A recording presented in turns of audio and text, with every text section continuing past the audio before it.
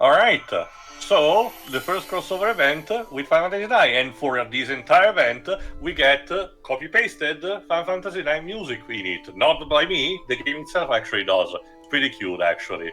Starting with, of course, the title screen music. Look at that, a Final Fantasy game crossing over with another, even if it is just a collab. Not really sure why. It feels a bit random because there was nothing 9 related, and this was way before the launch of 14 Dawn Trail, which it included FF9 content. My best guess is because these were both PlayStation era Final Fantasy games, so they figured, hey, why not collab the two? But you would think it will start with 8 instead, then, but I don't mind. And yes, the characters do get exclusive costumes and tied weapons with them. Like Cloud gets a Zidane outfit, Tifa gets an Amaran costume, not shown here, but you will see later. Lucia gets a Vivi outfit with a gun. Okay. Aerith gets a Garnet outfit, and young Sephiroth gets a Kuja outfit. Oh my. But, hey, you still wanted my outfit. Okay, as for why they may not have... Waltz. Gone. As for why they may not have started with 8, well, okay. There you go. Vivi's magical gun. Jesus. You see, the true magic behind Vivi's black magic Pedro was just this gun he wielded. Like, holy shit. But Vivi's backing. But yeah, no, my best guess is... I cast bullet. Go on, sorry. My best guess is, like, I hear a lot of the fanbase joke that 8 is pretty much 7 Redux in terms of tone, style, and whatnot, and I still wouldn't mind for the sake of the costumes. I think they would fit with these characters. To conclude, though, my best bet is, like, well, 9 is a lot more classic and, you know, medieval-ish, whereas 8 is more futuristic like 7. The live stream contains the memories of all. At times it even links to the memories of worlds across time and space, and thus a portal is created. So live stream is so... Now, a portal guided by the crystal, bound to a realm shrouded in a mysterious fog, opens a path to a fantastical moment in the lives of those who search for answers. So live stream is starting still... with Sephiroth and Lucia. Well, that happened. I found it! The answer to creating a new world! Oh my god, is that who I think it is? Whoosh. Which leaves Glenn and Matt behind. Yeah, so far, poor Matt has skipped most of the events. I guess he's just the guy who's doomed to not get much outfits out of the trio. Or quadrio. No, he still gets all the outfits, he just doesn't participate in all the events. And it's at this point in the timeline with 7. Though wait, it's just Tifa. Shouldn't she be with Cloud and Aerith? Oh, no, it's before they reach her.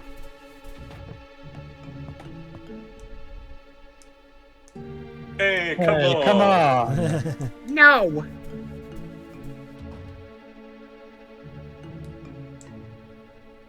Tifa, what's going on with your hair there? I guess you Pedro gone. I've got this. I can handle myself. Did you put too much gel in your hair, girl? I guess so. You will surrender to us the power of your soul! What? Oh boy. Kalush. And lastly... A second. See, it's loaded. Cloud and Aerith while we were gone. Hey, Cloud, over here! Over here! What the? Huh? To gather souls of great potency, that is our mission, and the reason for our existence. Why do I get the feeling this wasn't supposed to happen here? I don't remember this. Shame that no one from Crisis Core joins in on the fun. No Zack involved for now. So does this mean Cloud and Tifa are gonna run into young Sephiroth? Well, no, but we'll have to see, actually. It's more of a case of we're separating groups. So we will have a future event that kind of does something like this instead. There you go, Sephiroth in a Kuja outfit, holy shit. And Lucia in her Vivi costume. We've turned into Final Fantasy IX characters! Cosplayers, yes. Which is funny because Kuja's supposed to be a bad guy. Well, then again, I guess Sephiroth technically becomes a bad guy.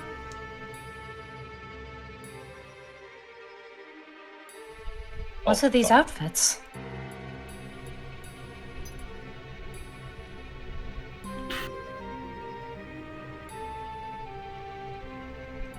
It seems you've been pulled into a different world.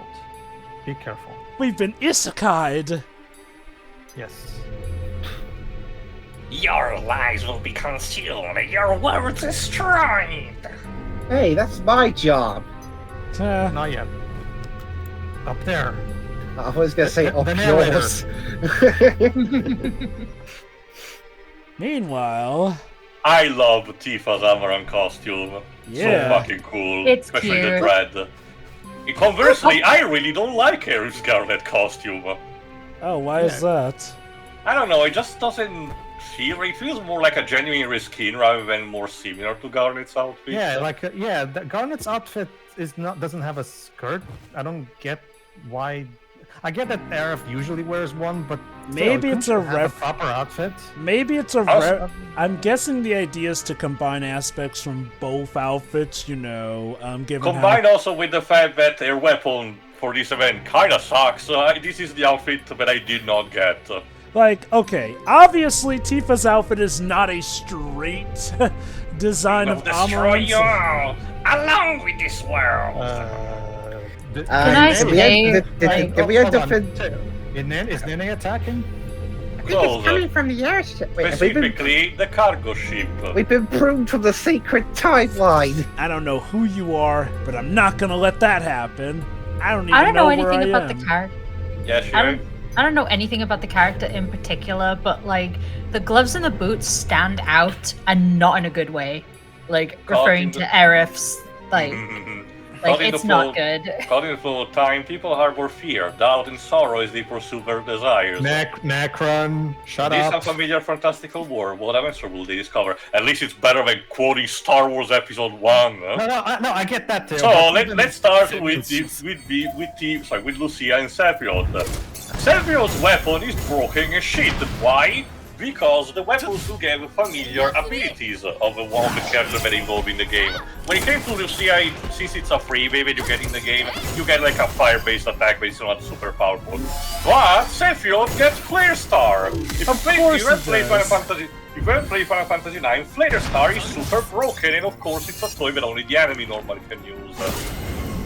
Well, And yeah, you also get the boss theme from 9. get it? It's a reference to how Sephiroth is the bad guy from 7. But yeah, okay. As for the design philosophy behind these costumes, like I mentioned, Tifa's outfit is clearly just not a straight shot of Amaran's. It definitely is made to be a more feminine version of his outfit, essentially. So my take in regards to Aerith's outfit is it combines... Alright, hold on, Drove, I need to explain this. So, for the boss theme, what you get? The Waltz, all 3 at the same time. So, plans to be darkened. Here's the strategy. First, deal with the Black Waltz number 1 first, because it's the weakest. Because if you let them leave all 3 at the same time, they're gonna start unleashing a powerful triple attack. So, take him out first. There you go. You also get a sneak peek of level Type 3 limit breaks, by the way. Then, there you go, the attack will be weakening to this, Then Black Waltz number 3 will start soaring and you need to get him down with a magical attack. And just in the original game, if you attack Black Waltz number 2 with a magic attack, it will retaliate with a powerful one, so stakes to physical. Continue, Joe, I can mention the rest later. The design philosophy with the outfit seems to be, let's combine the original outfits of the characters from 7 and basically remix them into what would they look like if they were dressed as characters from 9, essentially. So Aerith has overall the design philosophy of Garnet's outfit with the gloves and dress, however the dress is extended to resemble sort of the kind of gown she wears underneath her red coat, essentially. Mixed in with that. Clouds is definitely one of the easier translations since Zidon's is pretty easy to put on him. It's more or less that, just fit to his proportions. Tifa's is a more feminine version, and yeah. Sephiroth got a much more conservative version of Kuja's outfit because Kuja's outfit is pretty stripperific, all things considered. Fabulous, yes. Yes. There you go. After this, much like in the original game, Black Waltz number 3 will start freaking out, and after that, if I recall correctly, is what to do now. It will encase one of your character into ice, completely mobilizing them, and we will start preparing that attack, a strike, very basic. Essentially, this fight it combines all the Black Waltz fights that you get in the original game. The one, with one number 1, then one number 2, the first one with number 3, and then the one where he's in a weakened state.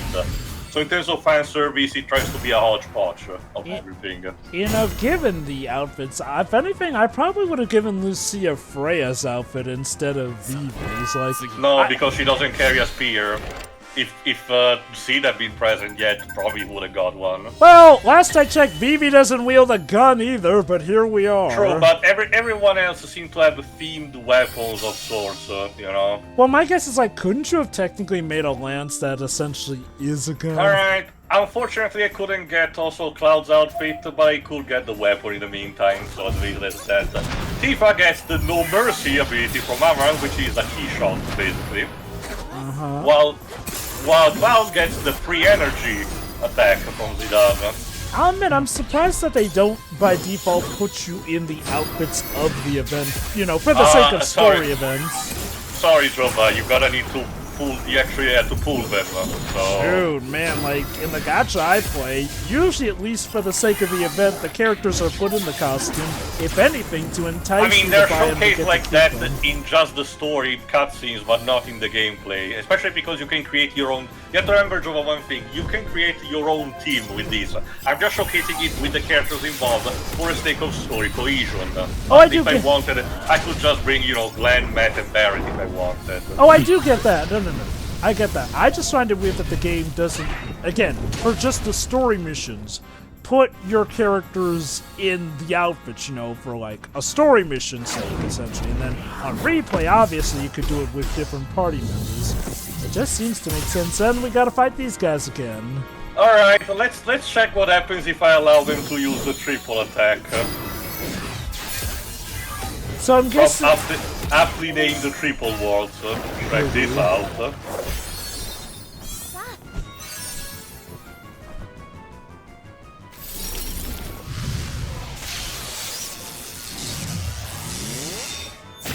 Yeah, it kinda hurts.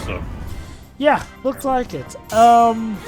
So I'm guessing the idea is we won't really meet any characters from 9, we'll just mainly be fighting enemies from 9. It's a very simple type of crossover event. Sure, could have been better, but I don't mind what they did with this. I guess I'm not too surprised since, assuming we met characters from 9, they probably would have needed to have made playable models for them in, come on. That too, but a later crossover event with Monster Hunter will actually have a more deepened story mode with you actually meeting characters from that, so you can look forward to that. Going back to my theory... Let's check a bit also more level... After I bring it down, let's check also a bit more level 3 Limit Break. Again, as a sneak peek since the event was released recently, which allowed me to record in 60 frames, but at the same time, since I'm at an advanced state in the game, I can showcase here the actual Limit Breaks, the Element 3. Aerith gets Breath of the Earth, which is another level of healing. Yeah, much like in the original game, it feels kind of redundant. Tifa gets the Dolphin Blow we were discussing a few parts ago. Oh, but no lottery roulette to decide it. And Cloud gets my Mountard. There you go. Beautiful. But yeah, going back to why I think they chose 9, in addition to them being the PlayStation era ones, they're the PlayStation era ones that are the most different from each other. 8, like 7, is sort of techno-futuristic, so my guess is they wanted to go as drastically different as possible in the aesthetic. Still wouldn't be too surprised if 8 also still gets a crossover event in the future. Oh yeah, I could totally see Tifa getting the Ultimecia costume. Actually, probably Zell, considering still the monk. So then Aerith gets the Ultimecia costume. that would be the close. But then also, again, if we want to go with weapon affinity, that would mean Yuffie gets Rinoa's outfit. I don't really think it fits. You scum! I exist only to kill! I exist only to kill! I exist only to kill! Brother, you may actually have less character than Necron. They were Also, that sounds like a after you all. problem.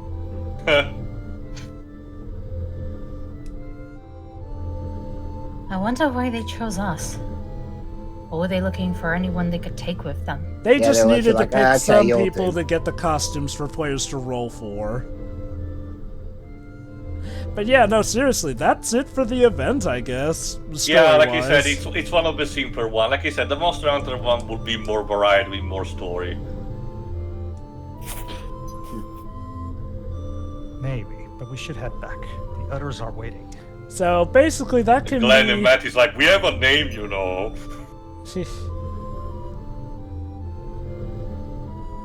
I do wish they could have Yes. chosen at least a more iconic area from 9. Well, it's very generic. I don't even think it's supposed to be like the third continent. Yeah, Because I guess it's the only. It can only be the third continent. That's the thing. But because think they they would recycle the pick- desert. you'd think they would pick something that's more recognizable, but I guess There not. was something desperate and empty about them. Like they were searching for. In case you haven't played FF9, the Black Waltz are basically kind of like automatons, so no Yeah. soul and everything. Stop, Shiroi, sorry. Aren't we all? The right ones can give you purpose and the courage to stand up to anything. Tifa's The wrong not really ones the would time be to the get Borderlands philosophical. movie. I mean, she has armor and costume. Eventually, the character did went there. Oh, maybe she's merged with Amarant in mind and body.